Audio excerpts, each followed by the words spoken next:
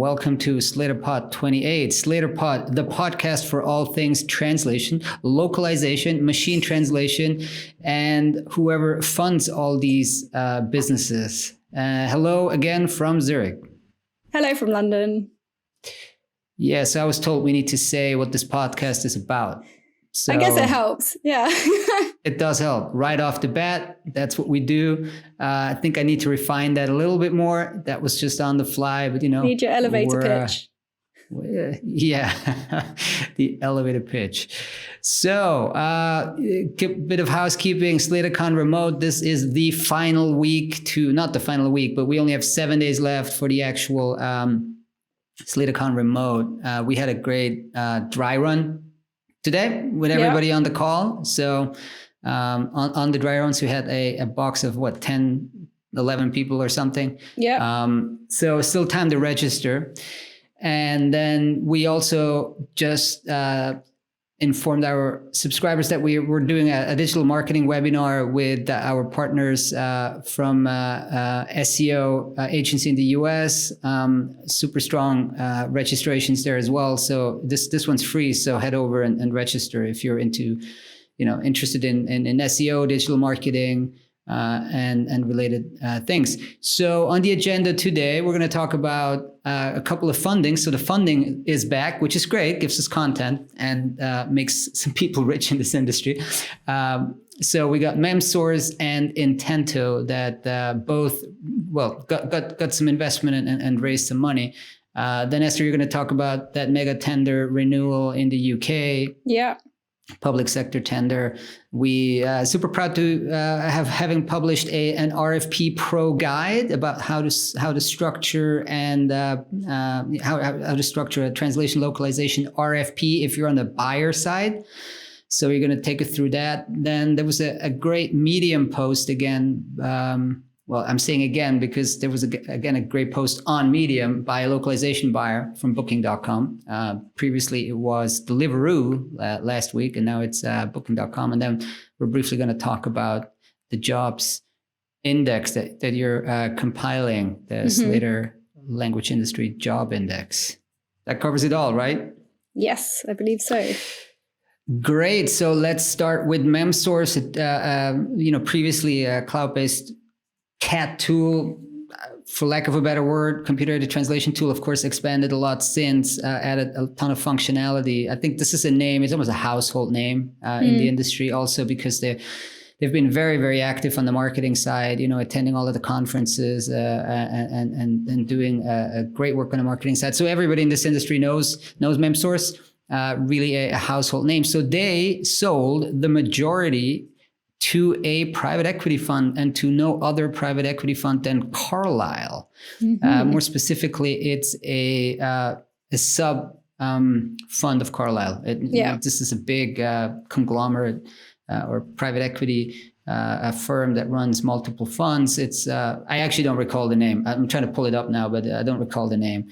So of the specific fund, it's like a fund number 4. They raised a few others before. So the paradox, it's a private equity firm that is listed on the NASDAQ.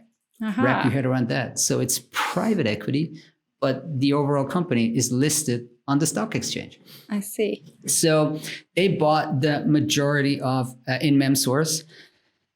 We haven't actually covered it editorially yet. We haven't had time. No. This was kind of breaking news today, and they used our press release section to announce it, which I love. I mean, you're basically getting scooped by your own press release section. That's okay. We don't mind.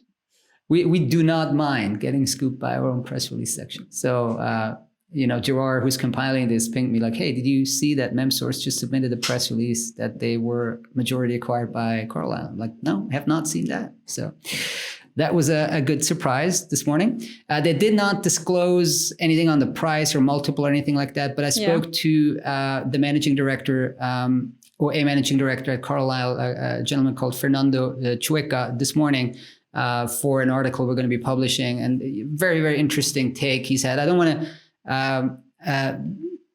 say too much at this point in time. I think we're going to be discussing this in more detail in next week's Slator pod. But generally, they have a very interesting take on the industry. So they do see very much the long-term growth of the, the core localization translation space. Yeah.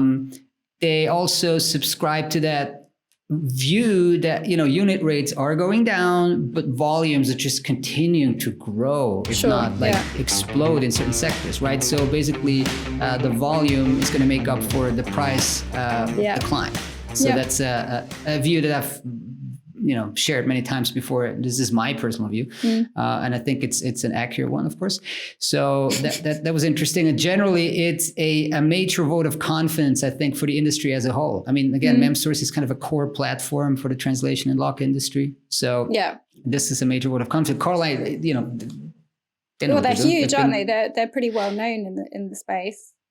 They're very well known. Yeah, they're very well known. They have very talented teams, and so I think this is I wouldn't call it a transformative acquisition, but it's certainly something we haven't seen. We also have not seen private equity going into a pure tech in the tech space, right? Yeah. So you've seen venture capital going into the more risk kind of side of capital going into the TMS space, but I don't think there's really been a kind of a more traditional private equity acquisition of a tech play, and they don't want to go into services, as far as I understand.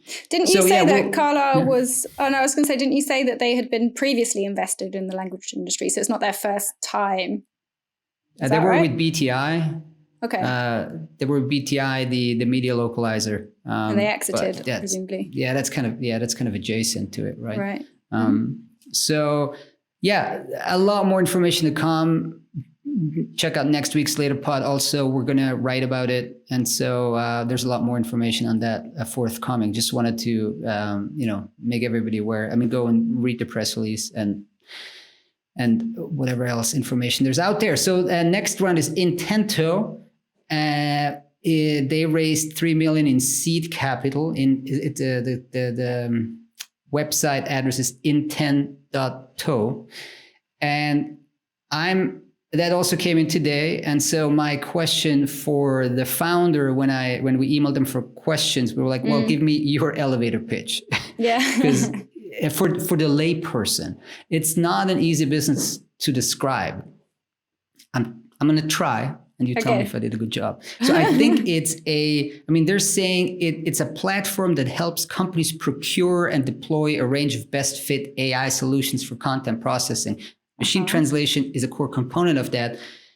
I think it's an automated router for machine translation. So it chooses the best fit for your content, right? And this is apparently, machine translation is probably only one use case. They're expanding into other use cases like automatic transcription and voice and some other areas. But for now, it's very much focused on the machine translation space.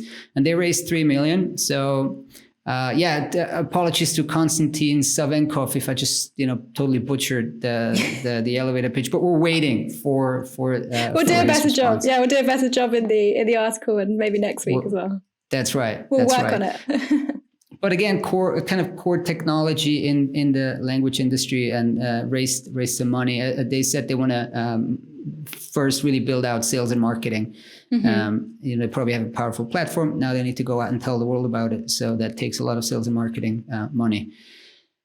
Yeah, so that's that from the finance side of the language industry. And let's move over to good old public sector procurement. What happened in the UK? Good old UK, good old public sector. Yeah. UK. As we probably know, UK is a major buyer in Europe of public sector translation and interpreting, a lot of interpreting contracts as well. But this is really a heads up about a major tender that's going to come out, I think, in August, or at least it's supposed to be. So typically, the government will publish these prior information notices to give a heads up about something of this size. So it's 110 million pounds, which is around $135 million, over a period of 3 years. So I think it's like... That's nice. Nice, yeah. That'll keep a few companies in business.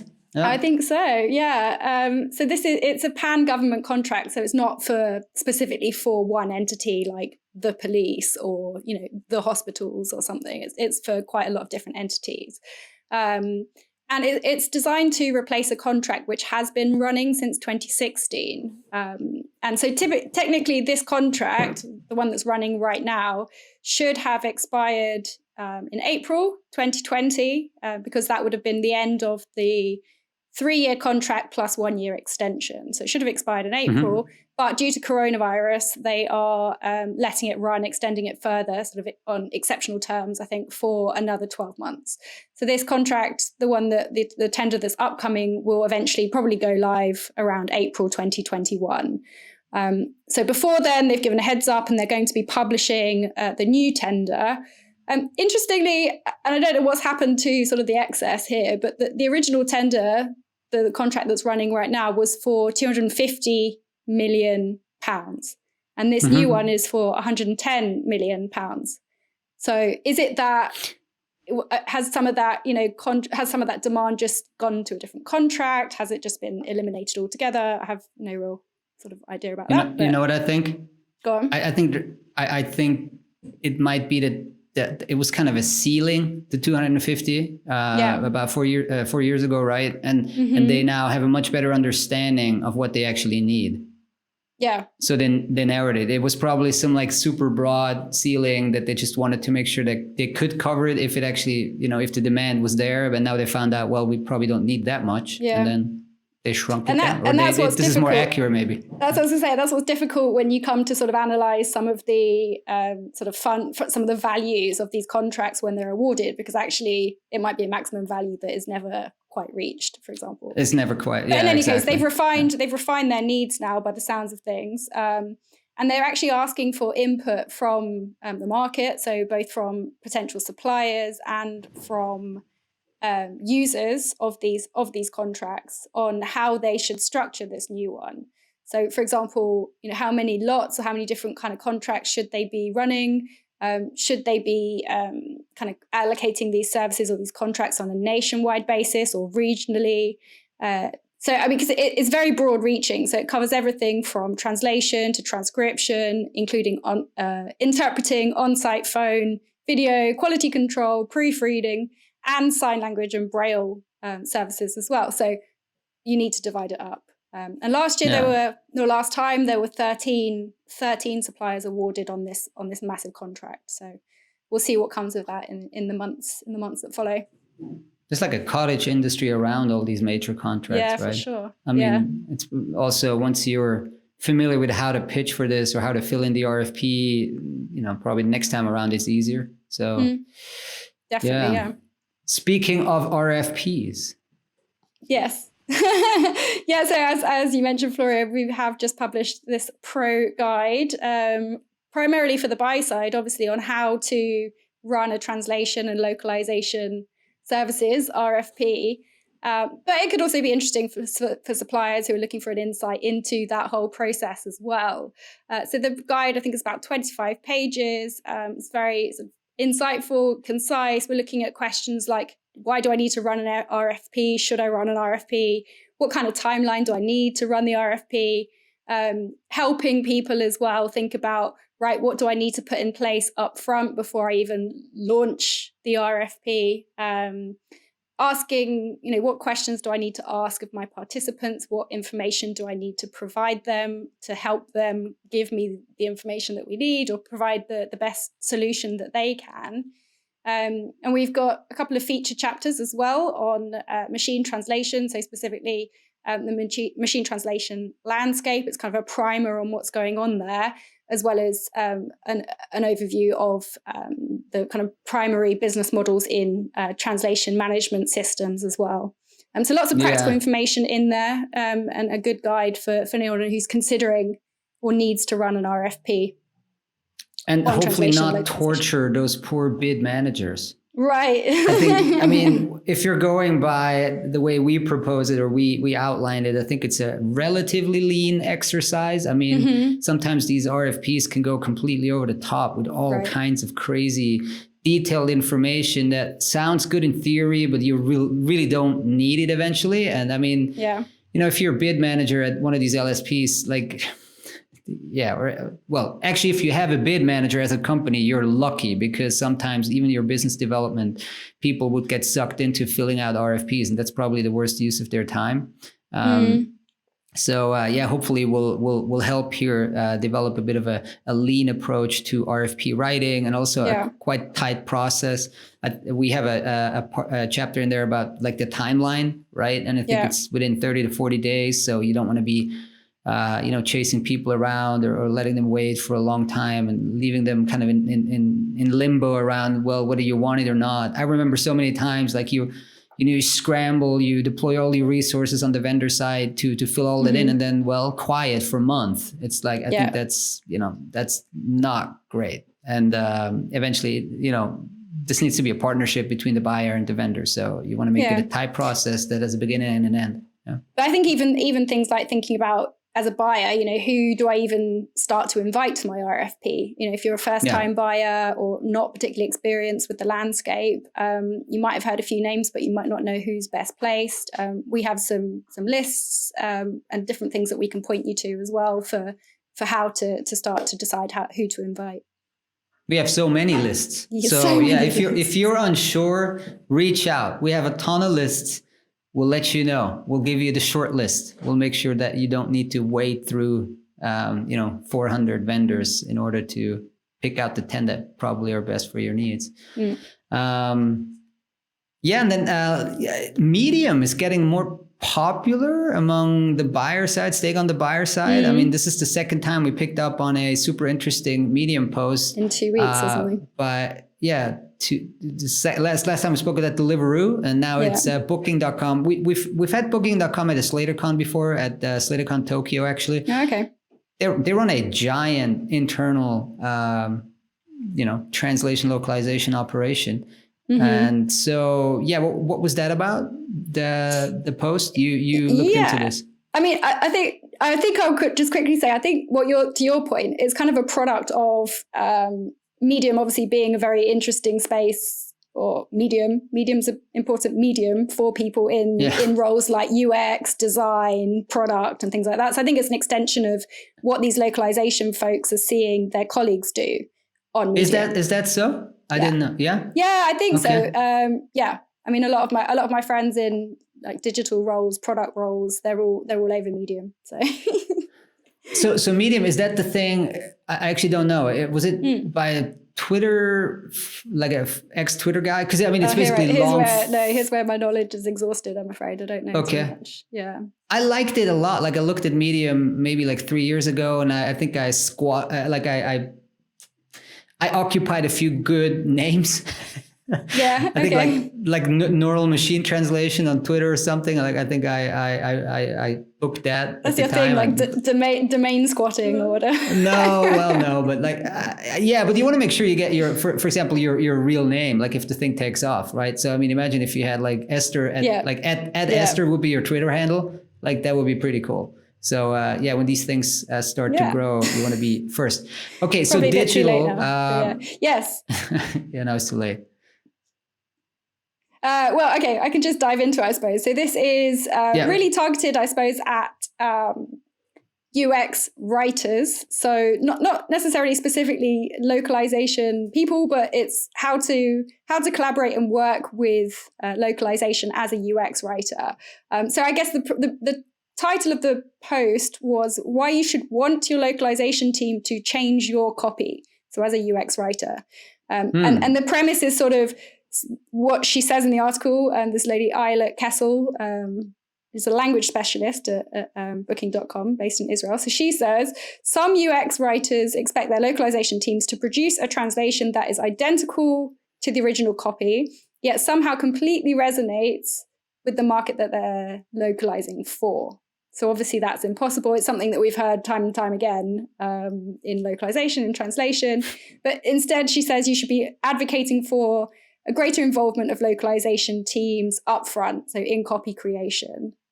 It's a collaborative process. Localization teams should be involved. And she also said, which I wasn't aware of, but it kind of goes to your point of it being a very large operation there. At Booking.com, there are more than 200 language specialists who translate copy from British English into nearly 50 languages. So it's obviously big deal, big team. That's big. Lots of copy. Yeah, no, it's I like her point. Like, yes, you can't make it that, but you can't make it identical, but it also resonates. I think they had some great charts in there. Like, that's right. For example, I like the first name, both names, and surname. Yeah. Like, for example, in German, if you just use the first name, it's kind of a little too close, especially in Germany and Switzerland, probably would work. If you use somebody's first name. But if you only use the surname, it's a little kind of formal. It's a little too much. It's a little too official. So what do you do? So you just use both? Yeah, use both, right? Okay. So, but like in the States, or in more kind of, informal cultures, you use the first name, or in Japan, I mean, it's obviously surname, with a son and some other formulas. So it's, there's some interesting things in there. But she was also talking about, for example, everyone talks about being culturally sensitive. I mean, we think, okay, I've got that down. But it's kind of practical things that she mentioned, like in some cultures and some countries, they work there's a different working week. So they might work Sunday through to Thursday, for example. So if you're making a joke about, Monday morning, or thank God it's Friday, that doesn't really resonate in those markets. And also perhaps sort of more commercially importantly, is that open rates for emails that you're sending out on certain days might be lower in certain countries. You need to plan actually sort of the marketing calendar around that as well. Yeah, and I mean, it's a very, very interesting space. Actually, one that when you're too far down the translation rabbit hole, you sometimes tend to forget. Like yes, you got the finance text, you got the legal texts that are all about expertise of the translator. But I mean, in this space, there's so many other components around it. Especially when you're going into 30, 40, 50 languages, right? There's so many cultural aspects you need to consider at scale, which is very hard. And I mean, we have a Ed from Quill. We just saw him before, right? And his company is very much in this, right? Content creation, multilingual content creation, as opposed to quote unquote, just translation. Yeah. But it makes it much harder, I think, to use, just to go back to sort of conventional translation, I suppose, it makes it much harder to use any kind of translation memory, because actually the copy that you're writing, or the final copy, is not really a translation per se of the original. Maybe Memsource is going to figure that out with all that Carlyle money. With all the money, with all the money, they're going to figure that out. So, they should. I don't know, cross-cultural rewriting content memory. But that's a tough one to get the tech people behind. So, this industry also is creating a lot of, I guess, or has created over the past 10 years, a lot of new job profiles. But that was a bad segue, but I'm trying to segue into the jobs index. All right, let's segue into the jobs index. So we publish our very own Slator language industry job index, and it's down again, surprise, surprise, in July, but only marginally so. So it completely collapsed from March through the lockdown. And it went from 126 down to 98. And if you're wondering what is 100, well, 100 was the baseline we took in July 2018 when we started this, right? So basically it went back to before July 2018 levels. And now we went down just marginally, by 1 point from June to July. That's kind of in line with what you're seeing in the broader economy. It's kind of stabilizing. And in the US, actually, there's hiring again in some of these areas before we experience the second wave. But let's see how that pans out. But it's still very slow, I think, especially on new jobs that are published. I think those components are still going down fairly quickly. I think there was a little bit of an uptick actually on at least on some of the platforms, the job aggregation side. Interesting.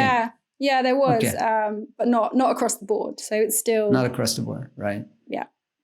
Yeah, and I think there's probably going to be a little bit of a delay in terms of also when somebody's furloughed. People are going to, either get rehired or maybe start looking for a new job. Yeah, start looking for a new job completely. So always, it's always interesting when we compile that index and see how it trends. I think it's been very useful so far. All right, so that's it for today. Again, register. One last quick reminder: SlatorCon remote next Thursday. And if you're interested in digital marketing, SEO, free webinar, go check it out on the Slator.com website. And get a copy of the RFP report. Oh yeah, and get a copy of the RFP report. Absolutely. Of course. Absolutely. All right. Thanks for the reminder. Well, thanks. That's it for today. Thanks, everyone. See you next week. See you. Bye. Bye.